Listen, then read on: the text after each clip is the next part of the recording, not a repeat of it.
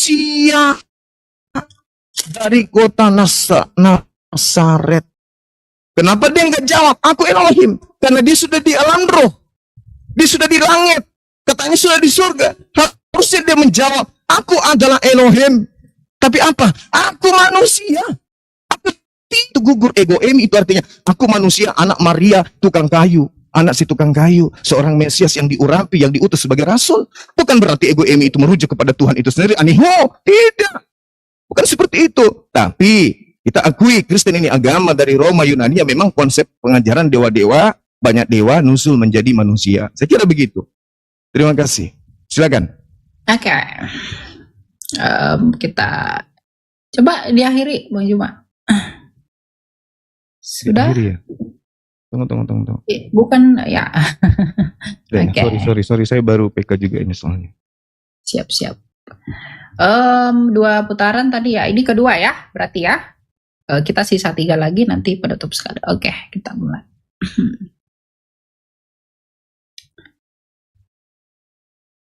Oke, ya.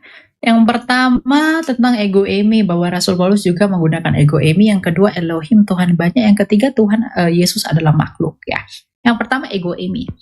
Kalau memang Rasul Paulus mengatakan bahwa dia adalah ego emi, lalu adakah orang Yahudi yang ingin membunuh dia karena dia menyetarakan dirinya dengan Allah?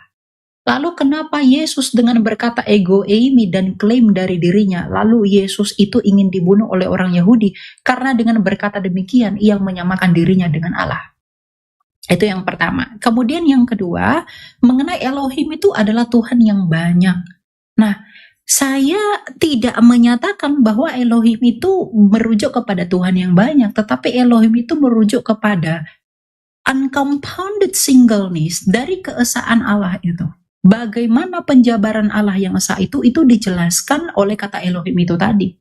Dan ternyata ya iman Yahudi pun mengakui itu. Nih, sebentar saya tunjukkan ya.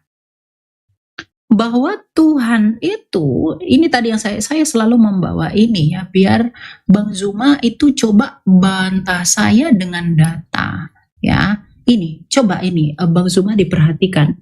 Demala Yahweh di dalam Keluaran 3 ayat 2 ya, Exodus said he was the El Shaddai. El Shaddai ini bukan nama orang sembarangan, karena El ini Elohim who appeared to the Patria dalam Kejadian 17 ayat 1. Nah, lalu kenapa malah Yahweh ini juga disebut sebagai Yahweh kalau memang Tuhan, kalau Allah itu hanya satu mutlak secara tunggal dalam pribadinya? Bagaimana Bang Zuma menjawab ini? Kemudian yang kedua, yang mau saya concern itu adalah tadi Bang Zuma sama sekali tidak menjawab atau membantah mengenai memra yang di dalam Targum. Bang Zuma kalau katakan ini buatan orang Kristen, mohon maaf, Anda boleh cek Targum Neofiti dan juga Targum Onkelos. Kenapa memra dan juga Elohim itu setara dalam hal ini? Kalau memang memra dan Elohim itu tidak setara, lalu kenapa di dalam Targum itu dikatakan setara? Dapat dibedakan, tetapi satu dalam hakikat dan itu setara. Ya, memra ini adalah bahasa Aram dari firman, dan ternyata iman Yahudi ini digenapi di dalam iman kekristenan dengan sempurna. Pada mulanya adalah firman, firman itu bersama-sama dengan Allah dan firman itu adalah Allah. Firman itu hakikatnya adalah Allah. Maka iman kekristenan ini yang muncul belakangan dari iman Yahudi itu menggenapi tulisan-tulisan yang ada di dalam misteri iman Yahudi. Artinya iman kekristenan itu menjadi solusi atas misteri kebagaimanaan Allah yang masih terbayang-bayang di dalam perjanjian lama. Nah, makanya kalau tadi Bang Juma katakan Yesus itu adalah makhluk, Yesus itu adalah firman Allah yang menjadi manusia, Yohanes 1 ayat 14. Nah, kalau firman itu adalah Allah, dan kalau firman itu bersama-sama dengan Allah dan firman itu adalah Allah, artinya kami itu memonoteisme Allah. Coba kalau Bang Juma saya tanyakan, kalau misalnya firman Allah itu bukan Allah, apakah firman Allah itu kekal? Kalau firman Allah itu kekal, berarti kalau firman Allah itu bukan Allah, berarti ada berapa yang kekal? Ada 2 yang kekal. Berarti sebenarnya bukan monoteisme. Kalau firman Allah bukan Allah, tapi iman kekristenan dengan sempurna, firman Allah adalah Allah. Artinya kami memonoteismekan Allah. Kalau di dalam iman mengzuma firman Allah bukanlah Allah, dan firman Allah itu kekal dan Allah itu kekal, ada berapa Allah? Berarti ada lebih dari satu Allah. Ya, jadi coba bagaimana Anda menjawab pertanyaan saya tadi, dan juga bagaimana konteks ketika Kristus itu mengakui dirinya sebagai ego eimi lalu orang membunuh dia. Rasul Paulus bukan orang yang mau dibunuh. Rasul Paulus dulunya adalah pembunuh. Ya, makanya iman kami Trinitas itu sama sekali tidak berbicara tentang jumlah-jumlah Tuhan. Itu dibuktikan dari apa? Ini. Ya, tulisan dari Yohanes dari Damaskus di abad ke-7 yang menentang Saracen. Ya, ini dikatakan the Trinitarian belief of John of Damascus. Yohanes dari Damaskus, faith is the true part of his life work of his founder Naulesus, which has written around 743 after day. Ya, nah jadi bagaimana Bang Zuma bisa menjawab ini? Jadi klaim yang tadi Bang Zuma sampaikan ternyata itu berbenturan sendiri dengan literasi keyahudian itu sendiri. Coba saya mau data yang menentang memra dalam Targum ini. Dan tentang prinsip linguistik ini tadi yang saya bawa, iman Abraham ini. Ya. Coba ini dijelaskan bagaimana menilainya gitu. Ya, silakan. Udah. Ya.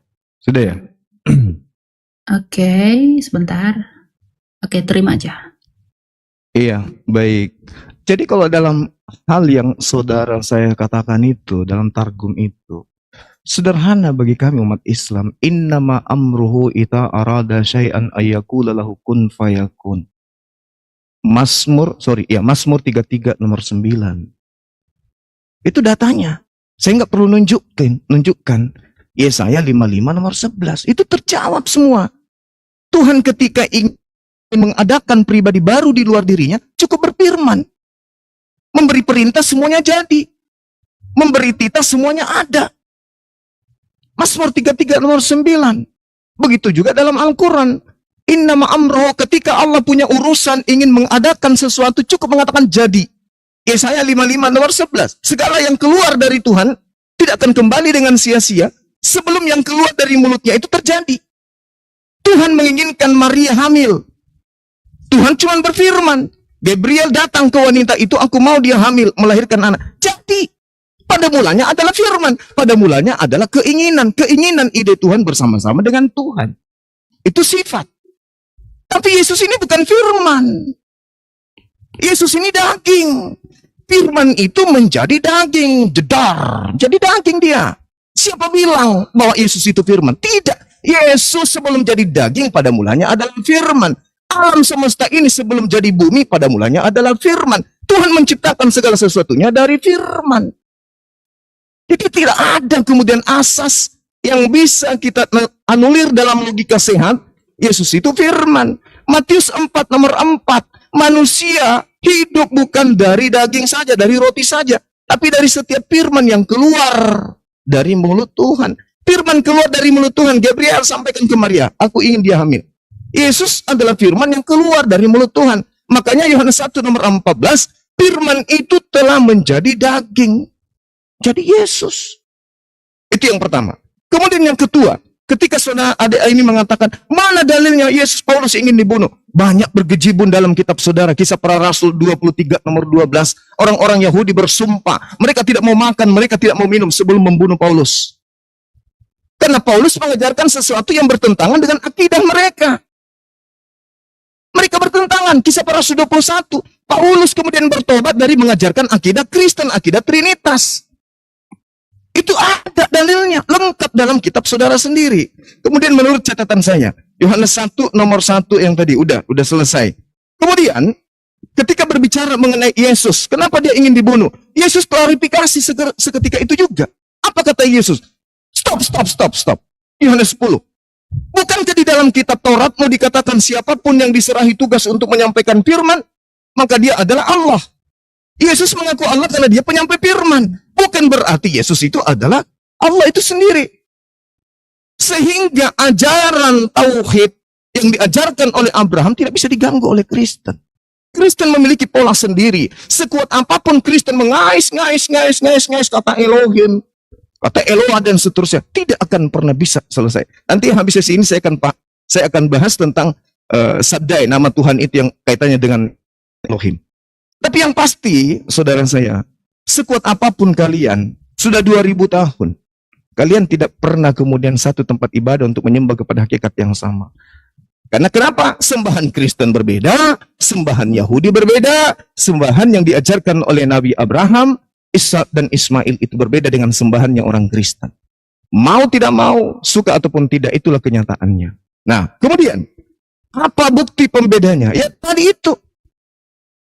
Yesaya 10 nomor 6. Pencipta langit dan bumi yang mereka sebut dengan Hasem, yang kami sebut dengan Khalik, itu tidak serupa dengan makhluk. Sembahan kalian serupa dengan makhluk. Pertama roh. Sang Bapak roh, itu makhluk. Yang kedua anak. Siapa anak ini? Yesus, makhluk. Siapa lagi? Burung merpati, makhluk. Sembahan kalian makhluk, sembahan kami bukan makhluk. Laisa kami selihi syai. Yeremia 10 nomor 6 tidak serupa dengan makhluk. Tuhan Anda makhluk. Jadi beda. Sekuat apapun saudara saya ini sekolah sampai di angkasa pun tidak akan pernah bisa sampai pada level penyembahan ajaran Tuhannya Abraham. Karena Tuhan yang Abraham sembah itu berbeda dengan Tuhan yang disembah oleh orang-orang Kristen. Itu harus dipahami. Tuhan kalian adalah roh, sementara Tuhannya Abraham bukan roh. Saya kira begitu. Ya, Ade Elia. Oke, ya. Coba kita apa ya? Coba diselesain sudah ya, Bang Juma diselesain dari situ. Coba. Oh, udah selesai ya? Ya, diselesain dari situ. Oke, saya Oke, mau. sorry. Ini diterima ya. Oke, sip.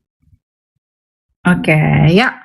Jadi saya mencatat beberapa poin ya. Tuhan itu cukup berfirman untuk menjadikan segala sesuatu, betul Bang Zuma. Ya, firman itu adalah yang menginisiasi di dalam diri Allah. Bang Zuma harus belajar, berfirmanlah Allah. Berfirman itu kata kerja. Kata bendanya adalah firman. Ketika bersepeda, berarti kita bersepeda menggunakan sepeda. Dan ketika berfirmanlah Allah, berarti Allah menggunakan firman-Nya. Nah, dan firman ini kata benda, itu adalah nomina. Nah, jadi kalau Bang Zuma katakan dia cukup berfirman menjadikan segala sesuatu, betul. Makanya di dalam Yohanes 1 ayat 3, tidak ada segala sesuatu yang diciptakan tanpa firman. Dan Yesus itulah sang firman. Nah, yang kedua, kalau Bang Zuma katakan tadi firman itu keinginan, Bang Zuma perlu belajar kaidah bahasa Yunani. Ya, saya pengen tahu itu dapat literasi dari mana. Nih, kata logos, kita studi kata. Pada mulanya adalah firman, firman itu bersama-sama dengan Allah dan firman itu adalah Allah. In the beginning was the word and the word was God and the word was God. Coba lihat di sini menggunakan kata logos. Studi lebih lanjut tentang kata logos. Logos itu nomina Bang Juma. Ini nomina. Kata benda artinya kalau Bang Zuma mengatakan firman itu adalah keinginan, itu salah. Logos itu adalah nomina. Bang Zuma belajar dari mana logos itu adalah keinginan. Bedakan kehendak, bedakan logika atau logos. Logos dalam bahasa Yunani, logic dalam bahasa Inggris, logika atau ilmu dalam bahasa Indonesia. Ya, jadi kalau Bang Zuma mengatakan firman itu keinginan, waduh, itu sangat ditentang oleh iman Yahudi dan Kristen. Karena menurut studi kata sekalipun firman itu adalah nomina. Ya, coba bantah saya, data saya yang menunjukkan bahwa firman itu adalah keinginan. Coba nanti ditunjukkan kepada saya itu dari mana. Kemudian firman itu menjadi daging. Berarti dia bukan lagi firman, dia menjadi daging. Loh, ketika Bang Zuma percaya firman Allah menjadi kitab yang Bang Zuma sebut dengan Al-Quran, apakah Al-Quran itu tidak lagi adalah firmannya Tuhan? Apakah firman Tuhan di dalam kitab itu menjadi hilang karena dia menjadi buku? Kalau di dalam iman Bang Zuma firman menjadi kitab, di dalam iman kami firman menjadi manusia. Apa bedanya? Coba nanti Anda sebutkan perbedaannya pada hal apa. Gitu ya. Jadi untuk menutup kebingungan, kalau Bang Zuma bilang firman menjadi manusia, itu bingung sekali firman itu. Lalu bagaimana dengan imanmu firman menjadi buku? Itu juga perlu dijawab. Ada dua tugas Bang Zuma di sini. Yang keempat, Yesus penyampai firman. Loh, kalau Yesus penyampai firman, coba lihat dalam Yohanes 8 ayat 20 ayat 24. Ya. Apa kata Yesus di sini? berasal dari bawah, aku dari atas, kamu dari dunia ini, aku bukan dari dunia ini. Jadi Yesus adalah penyampai firman yang bukan dari dunia ini. Ini ucapan Yesus sendiri. Bagaimana Bang Zuma membantah ucapan Kristus sendiri yang mengatakan bahwa dia datang dari atas? Adakah nabi-nabi yang pernah mengklaim bahwa dia datang dari atas, Bang Zuma? Apakah Elia, Musa, Henok, atau nabi yang manapun mengaku datang dari atas? Coba ini dipertimbangkan. Ya, jadi tugas Bang Zuma itu adalah bagaimana firman itu keinginan menurut studi kata Yunani ini. Coba dijelaskan, saya pengen tahu. Yang kedua, firman itu menjadi daging. Kalau firman menjadi daging, dia kehilangan firman. Lalu bagaimana dengan firman menjadi buku? Apakah dia kehilangan firman di dalam kitab itu? Yang ketiga, Yesus menyampai firman. Yang keempat, roh itu adalah makhluk. Kalau roh itu adalah makhluk, Yesus berkata Allah itu roh. Apakah Allah itu makhluk menurut Yesus? Apakah Anda menganggap Yesus itu sesat? Kalau Anda menganggap Yesus itu sesat, lalu kenapa Anda menggunakan perkataan Yesus untuk menentang argumentasi saya? Yesus sendiri yang mengatakan Allah itu roh. Dan kalau Anda tidak percaya, berarti Anda itu adalah makhluk.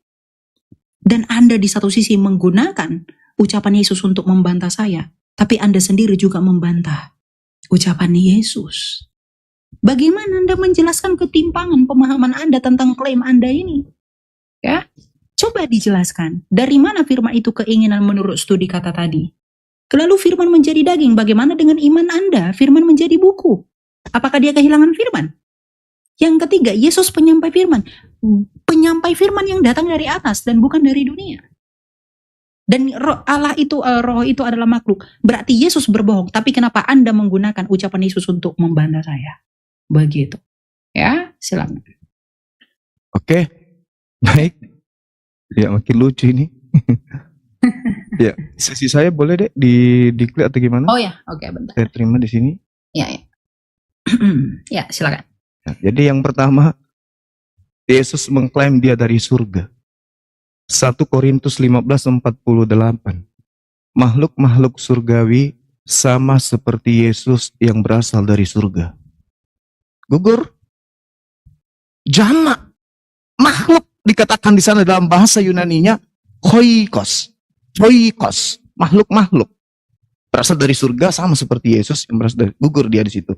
Kemudian catatan saya ada beberapa hal. Firman jadi buku. Siapa bilang firman jadi buku? Tak ada. Tak ada konsep di Islam firman jadi buku, tak ada. Yang ada, kalam dibukukan. Kalam disatukan dalam sebuah buku. Dan kalam itu bukan buku. Buku itu ciptaan, kertas dan tinta. Nih. Ini ciptaan. Firman menjadi daging. Siapa bilang firman jadi daging? Maksudnya firman Allah kepada Maria agar Maria melahirkan seorang anak. Firman itu mewujud sesuai dengan kehendak Elohim, dia jadi daging. Jadi firman bukan daging. Apa buktinya? Yesus masih menerima firman. Segala firman yang engkau berikan kepadaku telah aku sampaikan kepada mereka. Yohanes 17:8, Yohanes 12:49, lebih sadis lagi. Aku tidak berkata-kata dari diriku sendiri. Loh, katanya kamu firman. Yang dikatakan firman pun jadi, maka jadi. Mazmur 33 nomor 9, memberi perintah, maka semuanya ada. Yesus, aku tidak dapat berbuat apa-apa dari diriku sendiri. Gugur lagi. Gugur. Jadi konsep firman yang Anda imani selama ini keliru besar. Firman jadi daging, salah. Tidak ada firman jadi daging, tidak ada perkataan. Nah kemudian, ketika saudara berbicara mengenai logos, seakan-akan mau ngajarin Bang Zuma. Anda juga harus membedakan antara etos, patos, dan logos. Logos itu dalam bahasa Ibrani dafar. Dafar itu adalah kegiatan Tuhan di dalam menciptakan, mengadakan sesuatu yang tidak ada menjadi ada. Maka dia dafar, berlogos, berkata. Berkata dengan kata memang beda. Berkata, pekerjaan kata itu adalah apa yang keluar dari yang dikeluarkan dari pekerjaan berkata tadi. Contoh nih, saya berkata, jadilah sumur. Sumur itu bukan saya, tapi sumur itu pada mulanya adalah perkataan dari saya. Bukan berarti sumur itu adalah saya. Jadilah Yesus, jadilah firman. Itu enggak ada seperti itu. Makanya kalau saudara saya ini mengambil Yohanes 1 nomor 3, tidak ada sesuatu yang ada selain daripada dia. Selain daripada yang sumber. termasuk Yesus. Contoh, Yohanes 1 nomor 3, ketika Anda mengorek, teruskan ke bawah, di data nomor 14 ya. Firman itu telah menjadi daging. Maksudnya, ide Tuhan itu benar-benar tercipta menjadi makhluk Yesus. Jangan Anda kaitkan lagi ke Elohim. Elohim itu jamak, sehingga, oh dia adalah Tuhan itu sendiri, turun jadi. Enggak sampai segitu. Ajaran Ibrahim tidak seperti itu. Agama Nabi Ishak dan juga Nabi Ismail tidak seperti itu. Makanya kesalahan fatalnya itu di situ. Konsep firman yang Anda anut itu kelirunya di sana. Firman itu adalah kata. Berfirman itu adalah berkata. Ketika Tuhan hendak mencipta, mengadakan sesuatu di luar dari dirinya, maka Tuhan cuma berkata, cuma berfirman. Makanya Yesus mengatakan Yohanes 8:42, endingnya di situ. Tapi yang harus kita pakai akal, bukan iman. Yesus mengatakan apa? Aku datang di atas muka bumi ini menjadi daging, bukan atas kehendakku. Halo? Berarti dia bukan sang firman. Berarti dia bukan dafar. Tetapi dia adalah buah yang dihasilkan kemudian dari pikiran, ide, gagasan Tuhan. Tuhan menginginkan menciptakan sebuah mujizat di tengah-tengah Bani Israel. Nabi Musa diutus. Kisah para Rasul 13 nomor 23. Tuhan menginginkan kemudian juru selamat di tengah-tengah Bani Israel. Yesus diutus. Jadi Yesus ini pada mulanya adalah firman. Betul. Yesus pada mulanya adalah firman. Yesus pada mulanya adalah ide. Ide itu bersama-sama dengan Tuhan. Dan ide itu keluar dengan cara Tuhan berfirman. Apa buktinya? Gabriel pada bulan ke-6 datang menyampaikan firman itu kepada Maria. Tuhan yang Maha Tinggi menginginkan engkau hamil. Hamil dia. Jadi Yesus pada mulanya adalah firman. Firman itu bersama-sama dengan Tuhan. Dan firman itu telah menjadi daging. SARS. Sudah menjadi makhluk hidup bernama Yesus. Makanya Yesus bukan Tuhan. Bukan Elohim. Tetapi manusia 100%. Demikian, silakan. Oke. Saya ini coba akhir dulu, Bang Juma. Oh, sorry. Iya. Sudah? Ya, sudah. Sebentar ya. Ya. Oke, yang pertama Yesus menyampaikan firman. Tadi Bang Zuma katakan, inilah makanya perlunya Bang Zuma dengan kerendahan hati saya mengajak Anda untuk belajar lebih dalam lagi ya. Tadi kita berkata Yesus adalah Logos. Nah, coba kita analisa kata Yohanes 17 ayat 8. Di sini Bang Zuma mungkin tidak tahu dan belum belajar masalah firman ya. Di sini coba kita lihat. Sebab segala firman yang kau sampaikan kepadaku. Nah, firman di sini, firman yang didapati saudara Bapak itu bahasa Yunaninya apa? Firman di sini remata, rema, bukan logos. Jadi bedakan ya Bang Zuma ya antara rema dan logos. Dan Yesus itu adalah, nih kita lihat di dalam ini tadi di dalam nih, pada mulanya adalah firman. Firman itu bersama-sama dengan Allah. Coba lihat dalam Yunaninya, dalam naskah Textus Receptus. Logos. Jadi Bang Juma pun lagi dan lagi masih gagal. Yesus menyampaikan firman, yang disampaikan itu bukan logos. Tapi yang disampaikan itu adalah rema. Nah, yang kedua, perkataan saya itu bukan saya. Tadi Bang Juma mengatakan begitu menyangkut Yesus sebagai ide ilahi. Nah, lalu yang menjadi pertanyaan saya, bukankah idenya Bang Zuma itu lahir dari Bang Zuma? Katakanlah saya tidak melihat wajah Bang Zuma, dan saya mendengar firmannya Bang Zuma yang menjadi suara. Artinya saya bisa mengenal Bang Zuma melalui firmannya Bang Zuma yang menjadi suara. Nah, kita pun bisa mengenal Allah yang tidak kelihatan melalui firmannya yang menjadi manusia. Dia tidak kelihatan, maka dia memperkenalkan dirinya dengan imanen atau kelihatan ke dunia. Sebab Yesus adalah gambaran Allah yang tidak kelihatan. Kolose 1 ayat 15. Nah, masalah Yohanes 1 ayat 3. Dia itu ciptaan. Mohon maaf, coba kita lihat dalam Yohanes 1 ayat 3. Kita baca dengan teliti. Pada mulanya sudah ada firman. Firman itu bersama-sama dengan Allah dan firman itu adalah Allah.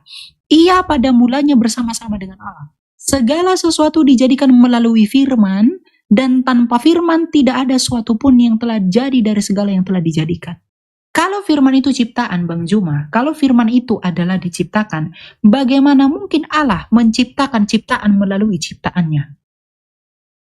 Kalau firman itu tidak di dalam diri Allah, Sang Bapa yang Esa itu, bagaimana mungkin hal itu bisa terjadi? Artinya, argumen saling kontradiksi. Di satu sisi Bang Juma mengakui firman itu di dalam Allah, di satu sisi Bang Juma mengatakan firman itu ciptaan. Berarti di dalam diri Allah yang bukan ciptaan masih salah.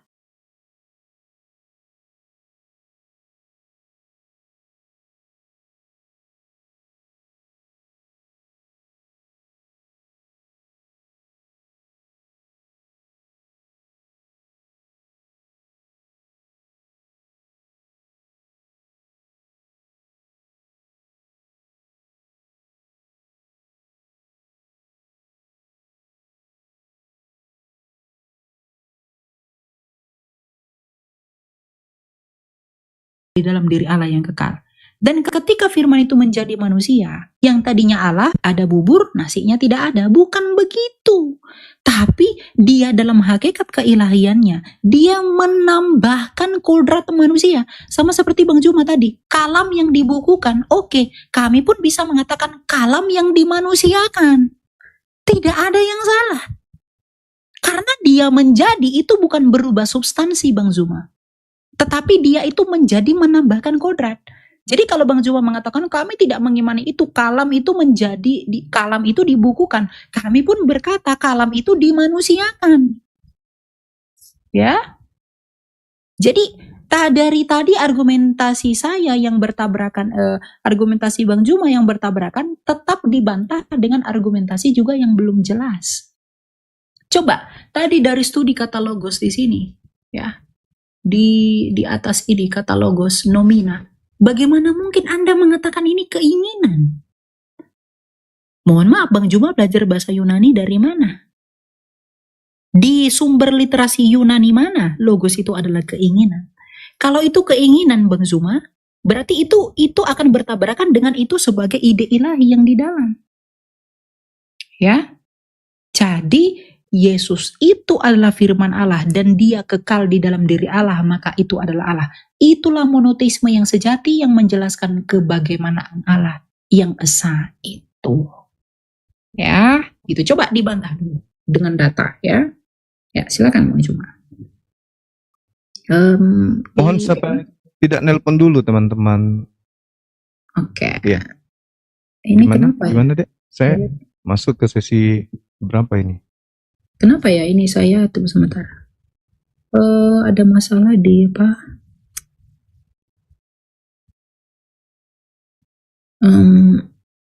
Saya tidak bisa tekan layar ini. Kenapa ya? Sebentar ya. Ada masalah.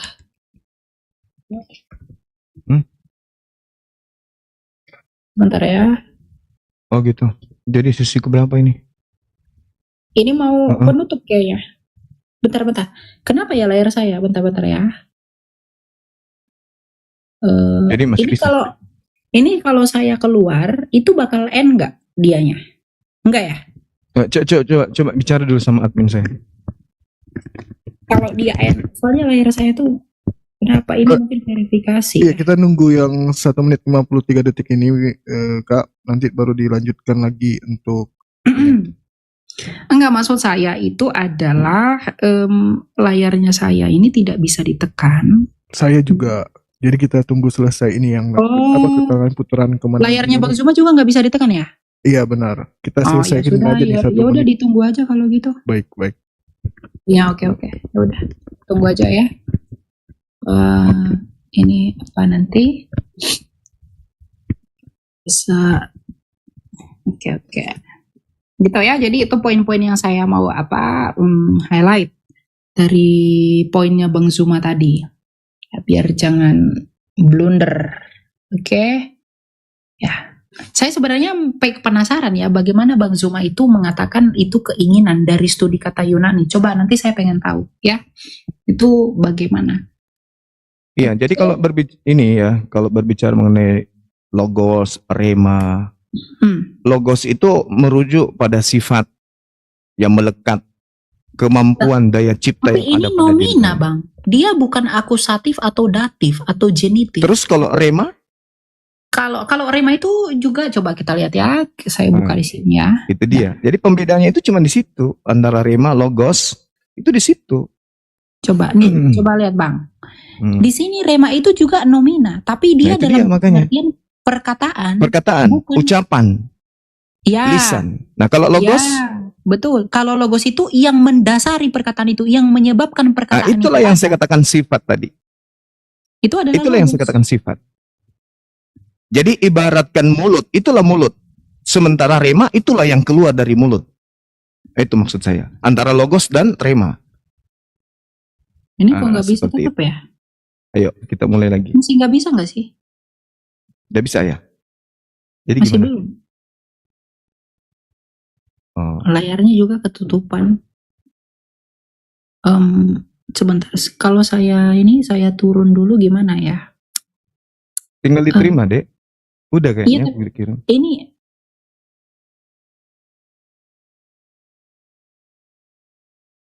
Gimana ya? Ini sesi terakhir kan?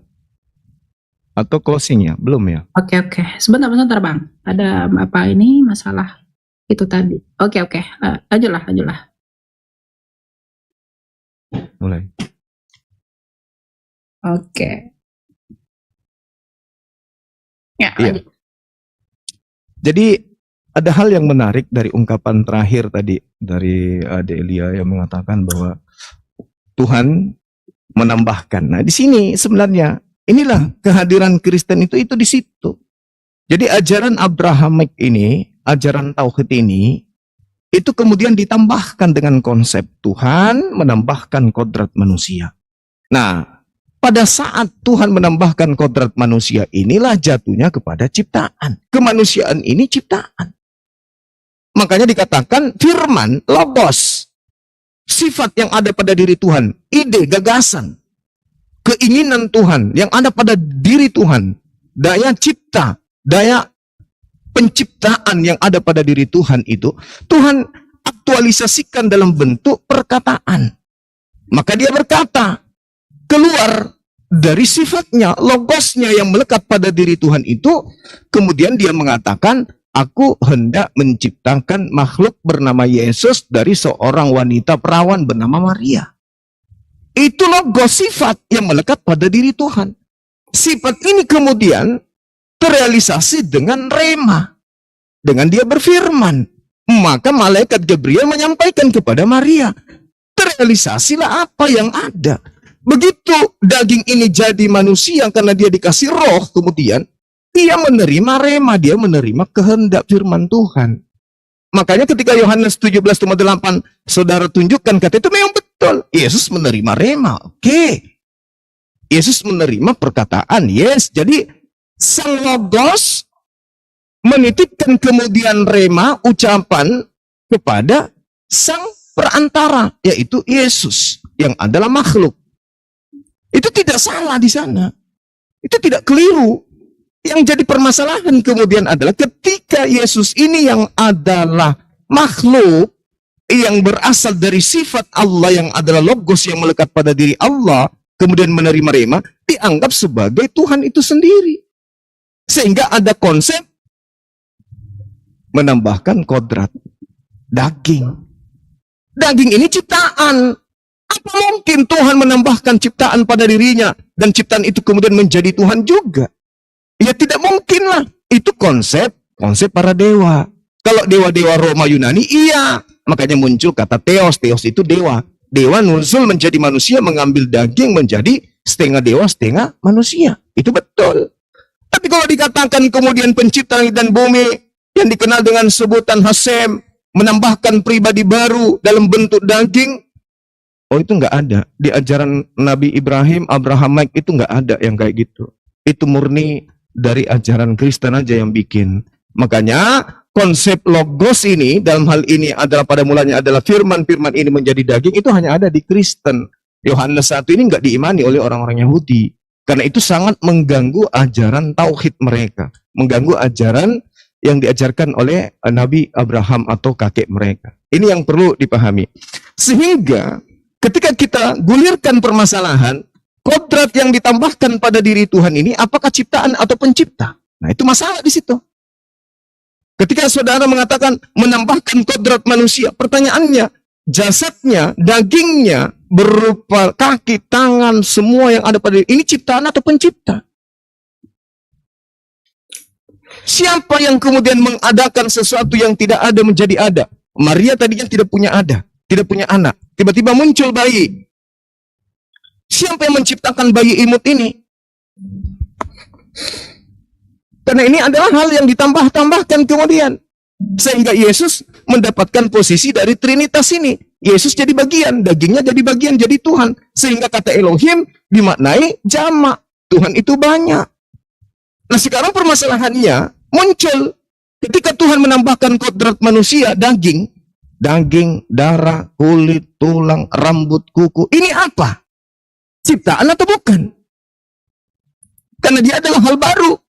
Anak Maria ini adalah hal baru. Maria tadinya tidak memiliki anak, tiba-tiba menjadi anak.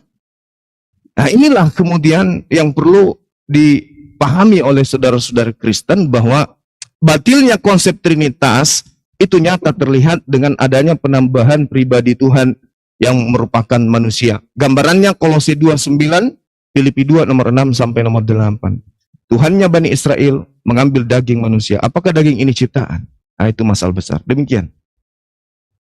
Oke, berarti nanti ini saya dulu, baru nanti setelah saya, Bang Juma tutup, saya juga tutup ya.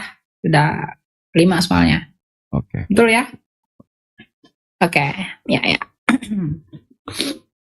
Oke, saya harap teman-teman dapat manfaat ya dari apa yang kita sampaikan. Jadi teman-teman, kesimpulan itu tetap ada di dalam penonton ya. Kita itu diskusi saja, by data, dan Anda yang menimbang sendiri saja gitu. Oke, kita lihat. Oh, sebentar. Dikirim deh kayak tadi. Oke, ya. Oke. Sudah? Yes. Oke, ya. Puji Tuhan ya. Nah, yang pertama saya mau bantah yang pertama ya. Bang Juma mengatakan itu adalah buatan Kristen. Ya, Bang Juma mungkin akan mengatakan itu buatan Kristen karena dari tadi Bang Zuma belum mampu membantah ini. Memra dalam Targum. Bang Zuma, kalau memang firman itu menjadi manusia itu ide Kristen, di dalam iman Yahudi, memra itu menjadi mal'ah Yahweh di dalam data ini. Nih, Bang Zuma. Malak Yahweh dalam Exodus, dia menjadi teofani. Memra itu menjadi teofani. Dan memra itu juga disembah. Artinya ide firman Allah menjadi manusia itu bukan punya Kristen doang. Tapi Yahudi juga mengakui itu. Malah Yahweh. Memra dalam Targum tadi. Ya, saya tidak heran mungkin tadi Bang Zuma tidak mengatakan itu tidak ada karena belum menjawab ketimpangan dalam argumentasi ini. Ini belum dibantah sama sekali. Ini punya Yahudi, ya. Nah, kemudian yang kedua itu adalah logos itu sifat. Nah, kalau logos itu adalah sifat, saya ingin ajak Bang Zuma berbicara lebih jauh. Bagaimana mungkin sifat itu adalah nomina, Bang Zuma? Sifat itu adalah adjektiva, bukan nomina. Adjektif, cantik, manis, lucu, itu sifat. Itu adjektiva. Tapi logos ini nomina, nominatif. Apakah Bang Zuma itu mau mengubah yang nomina dalam iman, dalam pemahaman Yunani itu menjadi adjektiva? Makanya dari tadi saya pengen Bang Zuma itu sebenarnya tunjukin kepada saya di mana data yang menunjukkan logos itu adalah adjektiva. Saya pengen tahu. Saya sudah menunjukkan literasi saya, logos itu adalah nominatif. Bentuk genitifnya logo, bentuk akusatifnya logon, bentuk datifnya logo. Jamaknya pun, nominatifnya pun menyerap kata tunggalnya logoi. Sama seperti theos menjadi theoi. Ya, theos itu nomina dan nominatif jamaknya adalah theoi. Nah, lalu kenapa begitu? Bagaimana Bang Zuma menjawab ini? Bagaimana Bang Zuma mungkin dengan mudah membolak-balikkan istilah? Ini tidak ada literasi yang disampaikan. Ya. Nah, yang ketiga, Yesus itu adalah makhluk. Oke. Yesus itu adalah makhluk. Karena dia menjadi manusia. Dia bukan transubstansiasi, Bang Zuma. Tadi saya sudah jawab bahwa ketika Bang Zuma percaya kalam itu dibukukan, maka kami pun percaya kalam itu dimanusiakan. Kalau itu berkaitan dengan ide ilahi, firman itu adalah ide ilahi, yang mau saya pertanyakan adalah, apakah ide itu yang di dalam diri Allah itu bukanlah Allah sendiri? Karena ini, logos itu adalah akal budi. Akal budinya Bang Zuma, bukankah Bang Zuma? Lalu akal budinya Allah, bukankah Allah? Pasti Allah. Jadi logika dan nalar yang relevan itu dielaborasi oleh Rasul Yohanes, Santo Yohanes. Pada mulanya sudah ada firman-firman itu bersama-sama dengan Allah. Firman itu adalah Allah. Karena di dalam Allah, bukan di luar Allah. Ya, jadi ini tadi tugasnya itu sebenarnya yang tidak dijawab itu sebenarnya adalah masalah memra ini. Bang Zuma itu mengatakan itu buatan Kristen, firman menjadi manusia. Lalu bagaimana? Memra ini lebih parah loh. Memra itu menjadi Mal'ah Adonai loh. Mal'ah. Ini dalam Jewish Trinity Yuval Nathan. Ini boleh nanti dicari.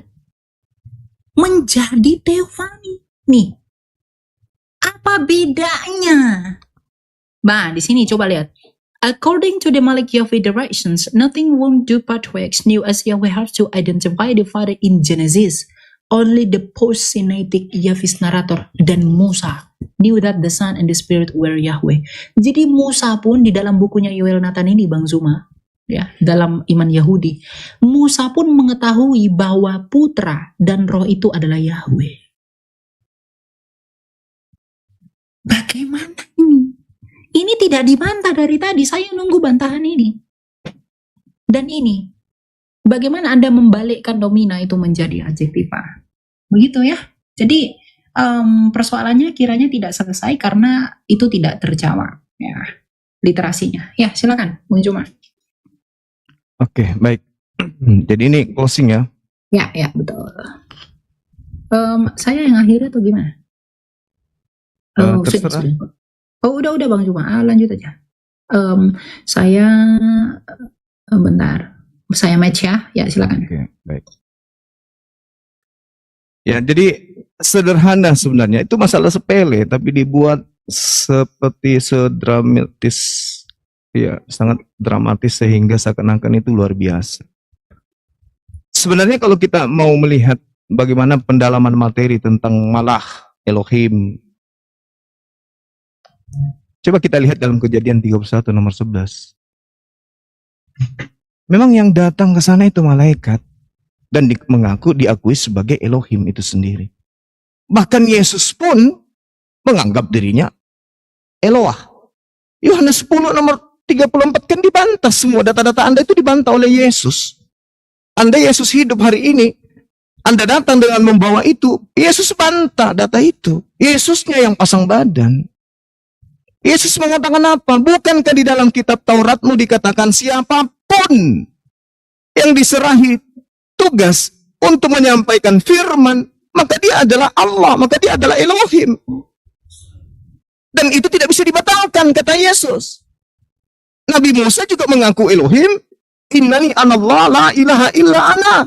Apakah Nabi Musa itu adalah Allah? Bukan. Saya juga ketika di atas mimbar masjid, saya juga mengatakan innani anallah la ilaha illa ana. Apakah berarti saya adalah Allah? Ini adalah unsur yang harus dipahami, bahwa ketika Tuhan menyampaikan firman, maka para utusan menyampaikan firman itu tanpa menambah, tanpa mengurangi. Itu poinnya. Jadi kalau hanya berbicara Malah, Elohim, apa hubungannya? Banyak data di dalam kitab saudara. Keluaran 33 Kejadian 22 nomor 11, kemudian Kisah nomor 7, nomor 35, 38, nomor 53. Lalu kemudian Kisah Para Rasul 10 nomor 4. Semua kemudian mengatakan Malah, Elohim, mengaku sebagai Elohim. Nah, kemudian konsepnya yang datang kepada Nabi Musa. Kita lihat di dalam misalnya Kisah Para Rasul 7. Untuk membantah iman orang Kristen bahwa Nabi Musa bertemu dengan Tuhan. Ternyata dikatakan di Kisah Para Rasul yang berfirman kepada Nabi Musa itu adalah malaikat. Musa ini yang telah mereka tolak dan mengatakan, siapa yang mengangkat engkau menjadi pemimpin dan hakim? Musa ini telah diutus oleh Allah untuk berbicara kepada malaikat. Malaikat yang menyampaikan firman kepada dirinya. Bukan kemudian Tuhan yang langsung. Di data nomor 38, Musa ini yang menjadi perantara di sidang jemaat yang ada di padang gurun di antara malaikat. Malaikat ketika datang kepada Nabi Musa, malaikat itu tidak mengatakan, hai Musa, aku malaikat. Tidak. Dia mengatakan, akulah Elohim. Bukan berarti malaikat itu Tuhan. Tidak. Inilah yang perlu pendalaman materinya agak-agak diangkat sedikit supaya jangan terus-terusan sama pengajaran-pengajaran paganisme Roma Yunani. Kemudian Al-Quranul Karim menjelaskan di dalam surah Al-Ankabut ayat 44. Khalaqallahu as-samawati wal ardi bil haqq. Inna fi dzalika laayatin lil mu'minin. Allah menciptakan langit dan bumi dengan hak, dengan kebenaran. Lalu kemudian sungguh pada yang demikian itu pasti terdapat tanda-tanda kebesaran Allah bagi orang-orang yang beriman. Itu sama ketika Tuhan menyatakan dirinya sebagai As-Saddai kepada Bani Israel. Tidak ada bedanya kemudian. Kalau Anda melihat di dalam kitab Kejadian 35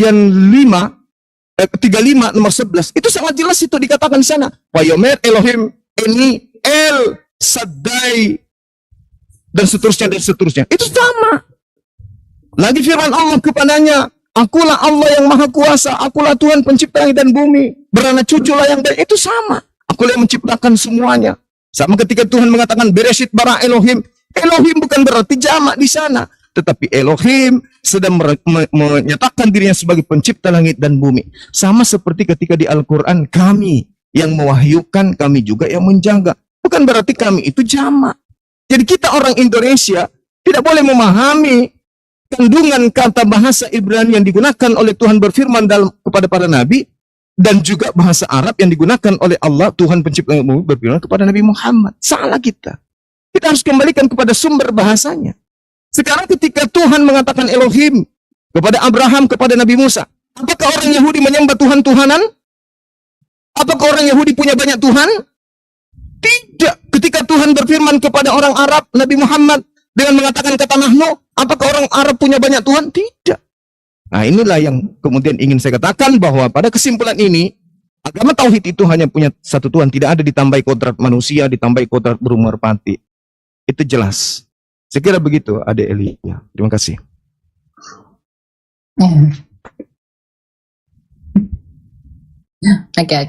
Oke. Saya apa ini? Apa tugas saya? Iya. Sebentar. Coba dia, Pak, ya. Oke. Kirim deh, saya tekan di sini. Iya. Ada? Silakan. Sudah? Oke, sip. Oke, jadi teman-teman, saya mau sedikit intermezzo aja dulu tentang apa yang disampaikan, bahwa malaikat itu juga disebut Elohim. Tapi apakah malaikat itu disebut Logos? Tidak pernah. Ya, jadi argumentasi Bang Zuma tetap terpenggal di sana. Nah, saya mau tutup teman-teman begini. Yang mau saya beritahukan kepada kalian adalah apa tadi yang disampaikan oleh Bang Zuma itu ternyata tidak mengcover apa yang saya minta dan saya maksudkan, karena dengan literasi yang saya bawa tadi yang menunjukkan bahwa logos itu nomina, kemudian Bang Zuma ubah itu menjadi adjektiva, saya berpikir bahwa adanya ketidakselarasan di dalam jawaban yang saya minta itu karena ternyata Bang Zuma menilai segala sesuatu itu tidak sesuai dengan standar ilmu pengetahuan. Misalnya tadi yang nomina diubah menjadi adjektiva, yang tadinya di dalam diri Tuhan sebagai kompetensinya itu diubah menjadi sifat, dan lain sebagainya. Ya, begitu. Jadi ya tidak masalah ya. Itu hanya mungkin Bang Zuma masih sampai di sana. Nah, yang mau saya kesimpulkan itu dalam iman kekristenan teman-teman, tadi kita sudah melihat bahwa Abraham, Musa, dan lain-lain itu telah melihat bahwa Tuhan itu memang esa. Iman Kristen pun dalam pengakuan iman Nicea Konstantinopel mengatakan, aku percaya kepada satu Allah yang esa, yakni Sang Bapa. Ya, lalu Trinitas ternyata itu menjawab tentang penjabaran misteri Allah kita yang satu itu. bagaimanakah Allah kita yang satu itu dan seperti apa dia. Kalau di dalam perjanjian lama Abraham itu melihat bayang-bayang Allah yang majemuk di dalam keesaannya, kemudian Musa menuliskannya dengan adanya Malah Adonai, kemudian dikonfirmasi oleh orang Yahudi sendiri di dalam Targum Yonatan, di dalam Targum Onkelos, di dalam Memra Targum Neofiti, itu menjadi kebingungan di dalam iman keyahudian ternyata sejak dahulu. Ya, sesuai dengan data dan literasi yang saya tunjukkan tadi. Namun, Kristus Raja Tuhan dan Mesias itu telah datang mengungkapkan dirinya dan seperti apa dia. Makanya Tuhan kita Yesus Kristus bersabda dalam Matius 28 ayat 19, karena itu pergilah, baptislah mereka dalam nama Bapa dan Anak dan Roh Kudus. Artinya, keesaan Allah yang belum clear di perjanjian lama, itu disempurnakan dan dijelaskan dengan baik oleh Tuhan kita Yesus Kristus. Meskipun di satu sisi Tuhan kita Yesus Kristus tetap mengatakan Allah itu esa, karena memang Yesus Kristus adalah firman yang keluar dari Allah, yakni Sang Bapa. Jadi iman yang sejati adalah iman yang dapat saling menubuatkan dan saling mengkonfirmasi serta saling menggenapi. Dan terbukti kekristenan adalah jawabannya, ya, sebagai satu di antara Abrahamik. Nubuatan para nabi itu sempurna digenapi oleh Kristus. Makanya dikatakan dalam Lukas 16 ayat 16, hukum Taurat dan nubuatan kita para nabi itu berakhir sampai tampilnya Yohanes Pembaptis, dan sejak saat itu kerajaan Allah diberitakan.